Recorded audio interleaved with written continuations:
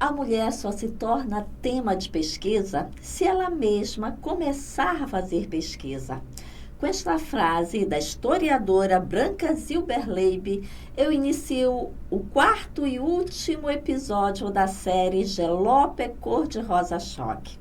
O MesaCast idealizado e realizado pelo Grupo de Estudos Linguísticos do Oeste do Pará, o GELOPA, abrigado no Instituto de Ciências da Educação da Universidade Federal do Oeste do Pará.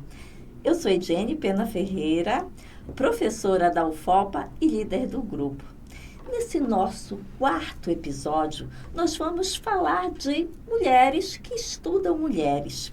E se você perdeu os episódios anteriores, dá uma olhada, confere no YouTube do GELOPA. Aproveita para se inscrever, se você ainda não é inscrito.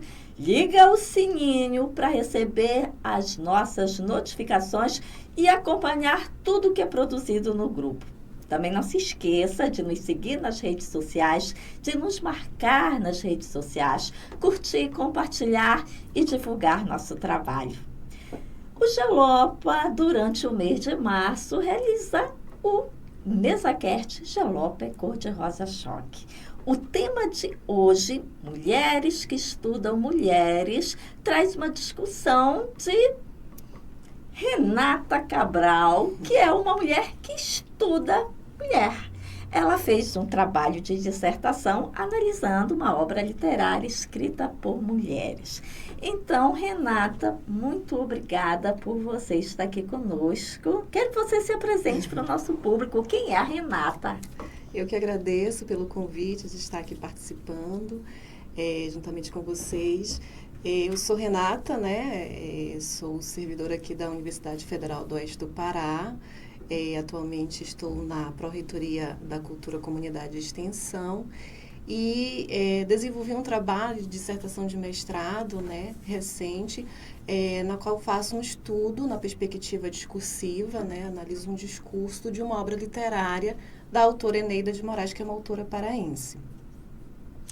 Muito bem. Antes de você contar um pouquinho para nós como é que foi essa experiência desse teu trabalho de dissertação, eu quero que tu contes um pouquinho para nós da tua experiência leitora, Renata leitora.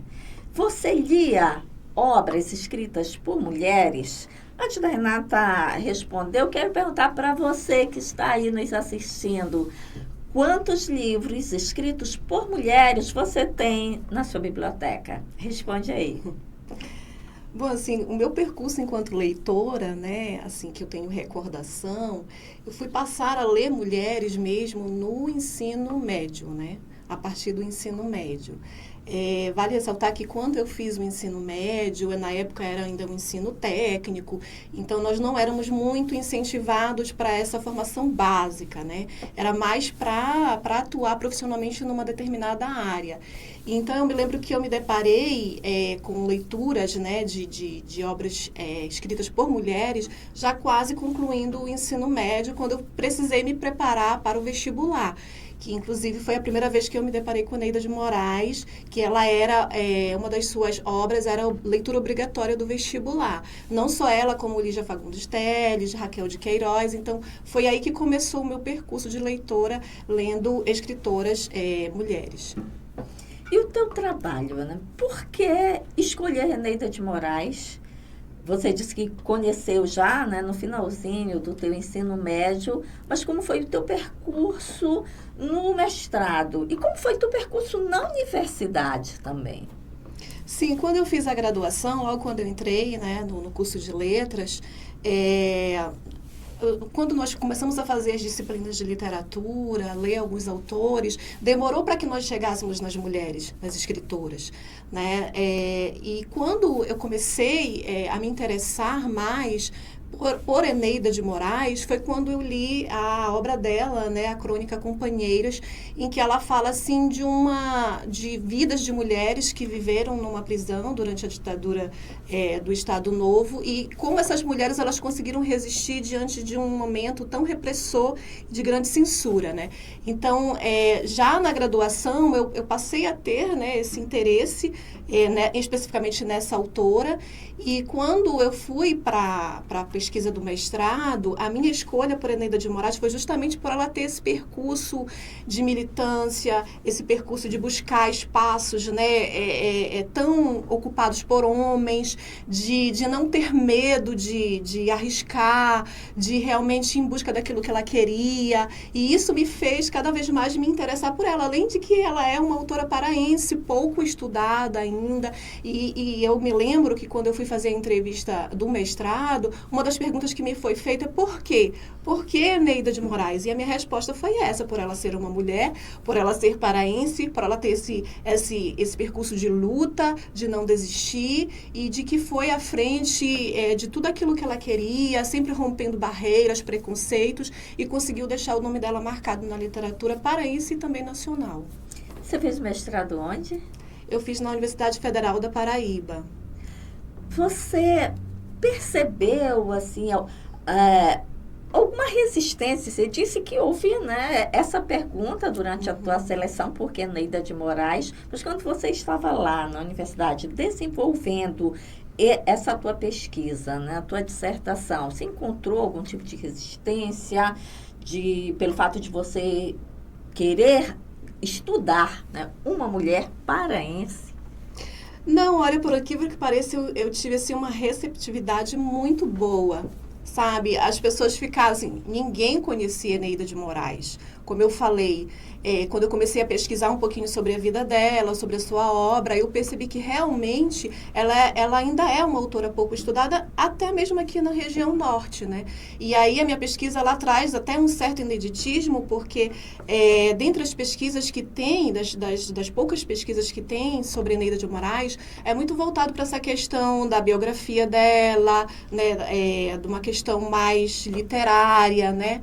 E, assim, apesar de estar trabalhando com texto literário, o meu foco era uma análise discursiva, né, da sua obra, de determinados textos que eu escolhi como recorte ali para desenvolver a pesquisa. Então, como ela era pouco conhecida e ela traz uma temática muito boa, né, porque ela aborda sobre o papel da mulher na sociedade, né, naquela sociedade patriarcal, 1920, ela traz muitas nuances, assim, de formas de contestações àquele governo ditatorial, que era o governo de Vargas na época, né? E ela fala de forma assim muito aberta, numa época em que as mulheres elas eram destinadas somente para ficarem na casa, né? Cuidando das coisas domésticas, das relações familiares. Então ela não tinha medo de falar diante de um cenário que era totalmente desfavorável para ela. Ela tinha essa coragem. Então, assim, por tudo isso que ela trazia um certo interesse, assim, nas pessoas que estavam ali, né, comigo naquela época ali, estudando, professores, estudantes, pessoas que me ouviam quando eu falava da pesquisa, interessados em conhecer, em saber mais. Então, na verdade, eu tive muito interesse na minha pesquisa quando eu fui desenvolver, né, assim, efetivamente. Antes de nós falarmos desse aspecto discursivo da tua pesquisa, eu acho que tem muita gente ainda que não conhece Eneida de Moraes. Sim. Então, eu vou pedir que você faça uma apresentação de Eneida de Moraes. Você já fez, já descreveu alguns aspectos importantes da Eneida como autora e como mulher. Com esse interesse político, essa resistência, mas eu quero que você fale mais sobre ela. Antes disso, eu vou pedir para você que está aí nos assistindo, você curta esse nosso vídeo, que você compartilhe. E como é de costume, vou apresentar para vocês a minha caneca de hoje, dar um close aqui. Eu acho que tem muito a ver com o tema que nós estamos trabalhando. Está escrito assim: ela acreditou que poderia mudar o mundo. Se tornou professora. No caso, me tornei professora, mas outras mulheres se tornaram tantas outras coisas importantes e que fazem a diferença. E aqui sou eu. Esses mimos todos eu recebo dos meus fãs. Agradeço a todos que me presenteiam. Muito obrigada.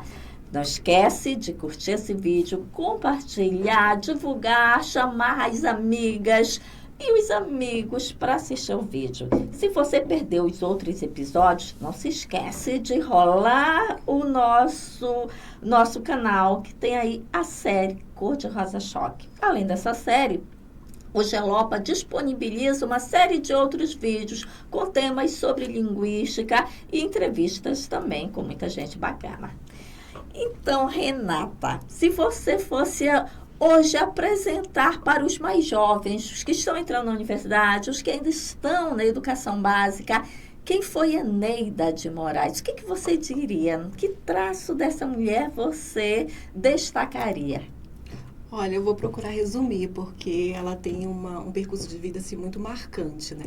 Mas Eneida de Moraes, ela foi uma mulher, né? Ela nasceu na cidade de Belém, e desde criança ela já tinha esse destaque, né, na escrita. Ela escreveu o primeiro texto dela, eu acho que com 5, 6 anos ainda, na pré-escola, né, na idade infantil, e ela já se destacava, né, por ter essa habilidade, né, com a escrita.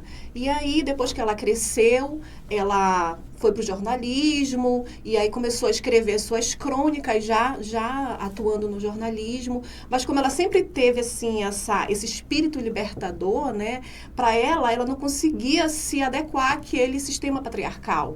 Então, ela casou, teve filhos, mas logo depois optou por uma outra vida, né? E com 18 anos, aproximadamente, ela decidiu sair de Belém. Ela teve que deixar a casa dela, foi uma decisão dela, e foi para o Rio de Janeiro, porque lá era o centro, né, das discussões culturais, da efervescência política, de tudo aquilo que ela queria viver, né? Então, ela foi para o Rio de Janeiro com 18 anos, e a partir da década de 1930, que foi essa época que ela se mudou para o Rio de Janeiro, é que ela começou a se destacar na área da literatura, né, escrevendo crônicas de caráter memorialista. Então, Eneida de Moraes é uma mulher corajosa, é uma mulher de fibra, é uma mulher que não se submetia à sociedade patriarcal. Ela tinha coragem de se expor, ela tinha coragem de falar, ela enunciava, né, ela representava vozes de tantas e tantas mulheres que eram silenciadas. Então, eu acho que o percurso dela todo de vida foi de resistência, de romper todos esses silenciamentos que até hoje perduram, né? Porque a gente sabe que nós mulheres, apesar de todas as conquistas que já tivemos, a gente continua lutando para ter os nossos espaços. Eneida nos representa, eterna. Você falou de um texto, né, de Eneida muito conhecido, que é Companheiras. Fala um pouquinho para nós de que se trata, porque o povo já está curioso, eu tenho certeza. Quem não conhece, quem nunca leu nenhuma obra de Eneida de Moraes, eu sei que vai, quando terminar aqui de nos assistir, vai correndo procurar para ler. Então, conta um pouquinho para nós de Companheiras. Então, Companheiras, né, é um dos textos mais conhecidos, e foi o primeiro que eu me deparei da obra da Eneida. Como eu falei, já ainda no ensino médio, me preparando para o vestibular, era uma das leituras obrigatórias, né, Companheiras. Então, Companheiras, ele faz parte de uma coletânea do livro Aruanda, e é uma obra que traz memórias, né? Como eu falei, a maioria dos seus textos de destaque tem uma concepção memorialista. Então, é um texto que traz memórias do cárcere, né? De 25 mulheres que estão ali no cárcere na década de 1937, 1938, que é o período áureo da ditadura do Estado Novo, né? Em que a gente tem um estado de exceções, né? Que os direitos dos cidadãos são privados e que todas as pessoas que eram contra aquele sistema ditatorial, elas são reclusas, né? Elas são presas. Então, ela conta de forma muito sensível, de forma muito, eu acho até bonita, poética, porque ela consegue aliar, né? Ela conta uma história que é triste, né? Porque elas estão ali presas, elas estão cerceadas dos seus direitos, elas estão longe das suas famílias, mas assim, ela consegue transformar aquela tristeza também em afetividade. Então, Companheiras traz histórias de 25 mulheres que estão presas e que ali elas buscam formas de sobreviver. Então, elas têm atividades de estudo, elas desenvolvem atividades de estudo, elas desenvolvem conversas, né? Quando ela conta assim, quando uma parecia estar triste, a gente ia lá e alegrar aquela mulher para que a gente conseguisse resistir. A gente precisava resistir. Então, essas eram as formas que elas encontravam para para sair daquela situação, para sobreviver diante de uma situação tão adversa. Então, Companheiros, basicamente é isso. É um texto muito lindo, é um texto muito poético, não deixa de ser poético, mas que traz uma história de luta, de resistência e de sobrevivência, de 25 mulheres que foram até o final, entraram juntas naquele lugar e saíram juntas vivas daquele lugar. E também mostra a importância da literatura para a nossa formação, não só a formação acadêmica, mas a formação cidadã, porque vem trazendo toda uma discussão importante, né, de um período triste da história do Brasil. E acho que a literatura é realmente um direito. Nós Sim. devemos ler literatura porque isso nos forma e nos torna, não diria nos torna pessoas melhores, nos torna mais humanos em toda a dimensão do que a humanidade possa significar. Então, leiam literatura, gente. E só assim, um adendo, uma informação que eu acabei descobrindo durante a pesquisa, né? É que, por exemplo, a Eneida de Moraes, quando ela escreve essa história, já se passaram anos. Ela está contando memórias. Então, ela publica Aruanda, que é a coletânea em que Companheiros está, em 1957. Então, são anos antes de um golpe militar.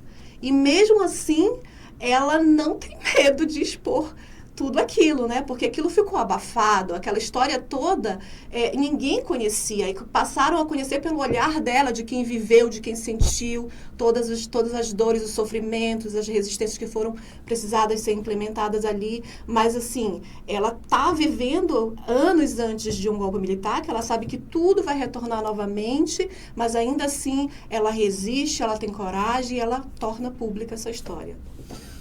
Grande mulher, né? Você disse que fez um estudo discursivo.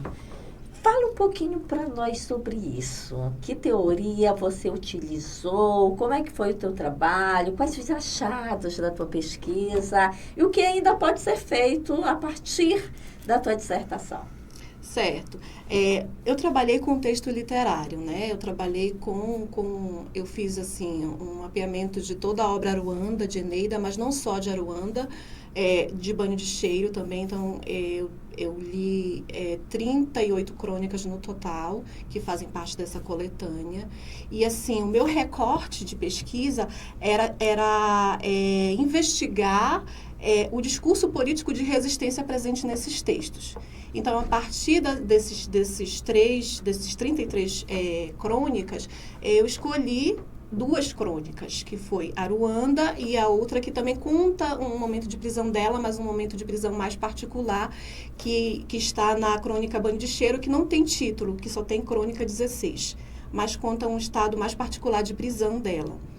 E aí, nós utilizamos como pressuposto teórico discursivo a semiótica discursiva, né? Que a semiótica discursiva, ou semiótica francesa, a semiótica de Greimas, como a gente chama, vem buscar a construção de sentido do texto, né? E não só isso, ele faz todo um percurso gerativo do sentido, que vai de um nível mais fundamental até o nível mais concreto, né?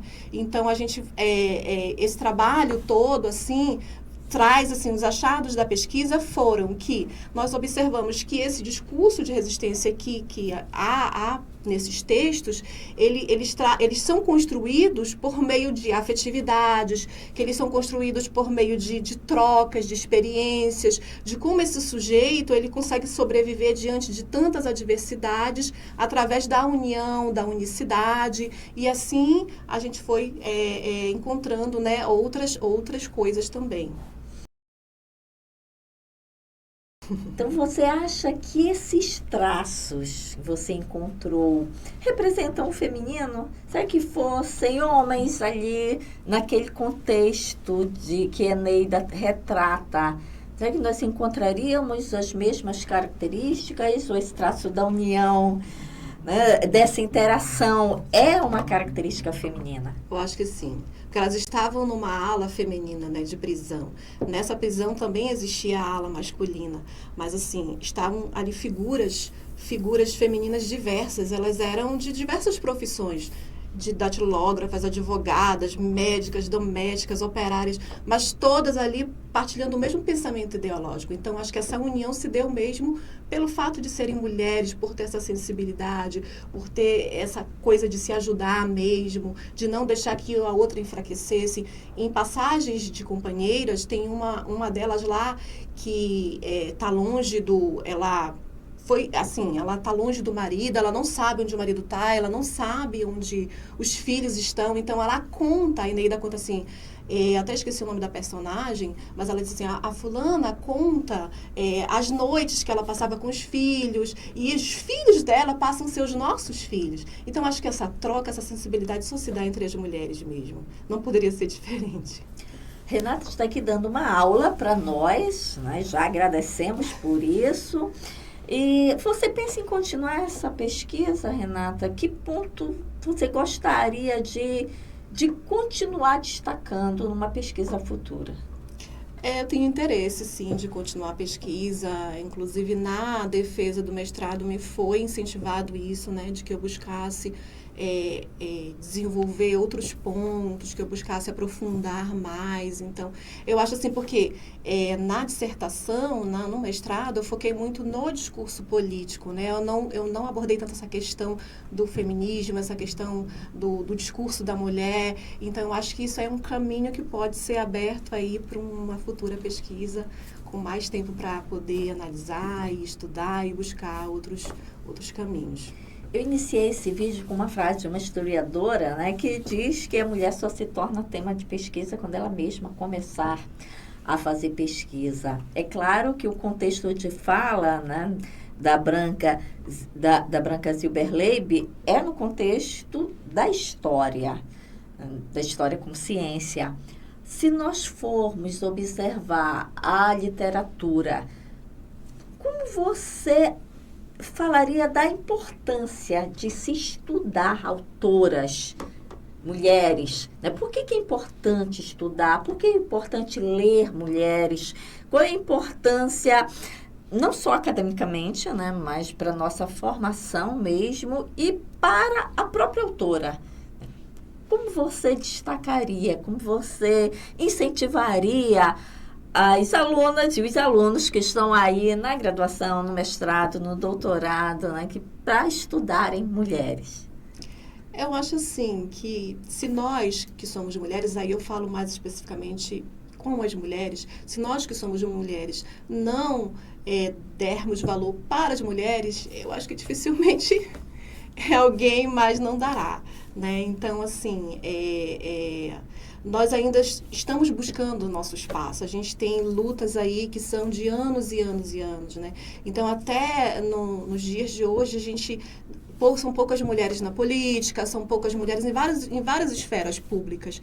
Então, eu acho assim que se nós precisamos dar o valor. Então, se eu posso, né, se eu posso fazer essa escolha de estudar uma mulher, de estudar uma autora que teve uma história marcante, eu tenho que fazer, eu preciso fazer para que nós mesmos tenhamos esse valor, para que nós possamos a cada dia mostrar para a sociedade que mulher não é só aquela que está em casa, que está ali cuidando dos filhos, que tem obrigações domésticas. Não, mulher pode muito mais, né? E mostrar que nós somos múltiplas, né? Que nós não fazemos só uma coisa, nós fazemos várias coisas. Então, para mim, é essa escolha mesmo de valorizar aquilo que realmente nós somos, né? Então, mulheres precisam valorizar as próprias mulheres.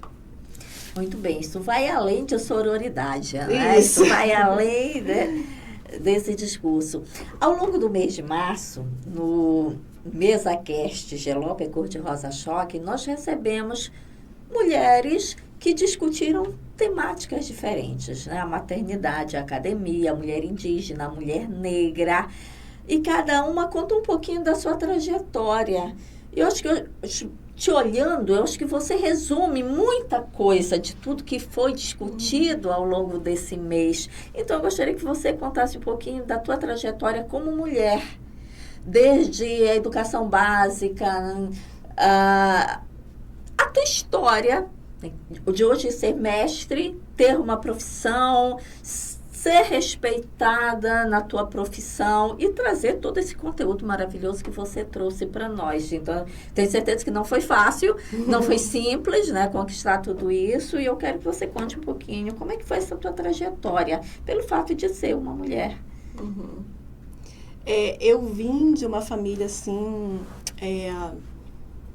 que a maioria são mulheres. Né? Eu vim de uma família que a maioria são mulheres, então... nós estivemos sempre rodeados assim, de mulheres, né? Mas que poucas conseguiram se destacar. Muitas, né, por conta de precisar cuidar da casa, né, cuidar da família, não tinham essa chance, né, não tinham essa oportunidade de se dedicar aos estudos. Então, quando a minha mãe, eu me lembro assim das primeiras lições, né, de vida da minha mãe, assim, falando comigo, Renata, você não precisa trabalhar e estudar, eu quero que você se dedique aos estudos. O que eu não consegui fazer, né, que foi simplesmente se dedicar aos estudos, eu quero que você faça. Então, minha mãe, ela sempre me incentivou, ela sempre esteve preocupada com a minha formação, ela sempre esteve ali junto comigo. Então, assim, desde muito pequena, eu passei a dar valor para isso, né? Passei a dar valor para a minha formação, para os meus estudos, porque eu também queria trazer, né? Eu queria dar uma recompensa para minha mãe por todo o sacrifício que ela fazia ali para nos educar e para poder dar o melhor para a gente. E aí, quando eu fui, assim, me desenvolvendo, estudando cada vez mais, né, eu percebi, assim, Renata, eu sou uma pessoa que sempre fui à luta, né, então eu nunca me limitei, assim, agora eu terminei o ensino médio, tá tudo bem, eu vou fazer outra coisa da minha vida, não. Eu sempre busquei o melhor, porque eu entendo que se a gente realmente tem essa ideia na cabeça, esse pensamento na cabeça de que você pode ir além, você consegue, né? Então, assim, depois que terminei a universidade, né, a graduação, eu sempre pensava na pós-graduação. Não preciso buscar uma pós-graduação, mas estudar aquilo que eu quero, aquilo que eu tenho vontade. Então, eu me formei essa mulher que sempre foi em busca daquilo que quis e que continua buscando, porque os sonhos não terminam, os sonhos não param por aqui, e que sempre foi atrás daquilo que desejou. Então, eu sou essa mulher de luta, de que vai em frente, e por isso que eu me identifico muito com a autora que eu estudo, que é a Eneida de Moraes, porque ela era assim também. Então, acho que a gente meio que se completa assim um pouquinho, né? Você lembra de alguma situação de preconceito ao longo dessa tua trajetória? Que eu costumo dizer que até hoje eu percebo situações que são muito sutis, mas se você for olhar, é uma atitude preconceituosa pelo fato de você ser mulher. Por exemplo, até hoje, em algumas reuniões, em alguns momentos em que eu participo, eu posso falar algo interessante, aí todo mundo fica caladinho, e se um homem falar a mesma coisa que eu falei, é verdade, é isso mesmo. Então, isso nada mais é do que uma atitude preconceituosa. Você percebe ainda isso? Sim, percebo. Eu lembro de situações ainda na graduação, até mesmo no ensino médio, assim, de que, assim, eu sempre fui uma pessoa, hoje em dia eu falo um pouco melhor, né, não tenho tanto medo de falar, mas eu já fui muito tímida, né, eu já fui muito retraída e eu tinha medo de falar. Então, quando eu passei a romper esse medo e falar, muitas vezes eu percebia um certo preconceito mesmo por eu ser mulher, né, você não... meio que subtendido ou sutilmente, eu ouvia a voz assim, você não tem voz aqui, por que você está falando? A gente não vai relevar aquilo que você está colocando aqui. Realmente, eu não observei isso só no ambiente de estudo, mas nos ambientes de trabalho também a gente observa, por mais que seja sutil, por mais que seja de forma muito tênue, mas a gente vê, sim, que existe um preconceito por ser mulher. Precisamos quebrar isso, né? Sim. Vamos quebrar isso. As mulheres têm o seu lugar e a sua força. A gente sempre costuma pedir para a nossa entrevistada dar aquele recadinho final para quem está nos assistindo. Então, que recado você dá para as mulheres, principalmente para as mulheres que estão nos assistindo? Nós estamos terminando o mês de março, né, que é o mês das mulheres. Eu acho assim, nós mulheres precisamos cada vez mais ir em busca dos nossos espaços. A gente realmente tem que compreender que nós somos importantes, né? Que nós podemos aquilo que queremos, que nós podemos realmente encontrar, estar nos altos lugares, né? Então, assim, esse é o recado que eu deixo, que você vá em busca daquilo que quer, que você vá e encontre o seu caminho, que você vá em busca dos seus sonhos e que você, por ser mulher, você pode muito sim, com certeza. E leiam literatura escrita por mulheres. Sim, sim. Que bacana, Renata, eu te agradeço muito. Foi um papo muito bom, assim, com todos os que nós tivemos durante este mês de março. Eu quero agradecer imensamente a todas as convidadas que estiveram conosco aqui no MesaCast. E agradeço a você que também esteve conosco durante todo o mês de março, que nos segue nas redes sociais. Vai ter muito mais, gente. Mês de março de 2024, nós tivemos o Jalop Cor-de-Rosa Choque, mas durante o ano nós teremos outras atividades aqui no canal, então fica ligado, não esqueça de se inscrever no canal, de ativar o sininho para receber notificação, porque vem muita coisa bacana em 2024. Agradeço a Pró-Reitoria da Cultura, Comunidade de Extensão, a Proce, da UFOPA, que nos cedeu esse espaço maravilhoso, o Estúdio Encontro das Águas, onde nós realizamos o nosso MesaCast. Você que esteve conosco, muito obrigada. E Jalopa é cor-de-rosa choque. Não provoque, né, Renata? Não. Não provoque, porque é cor-de-rosa choque.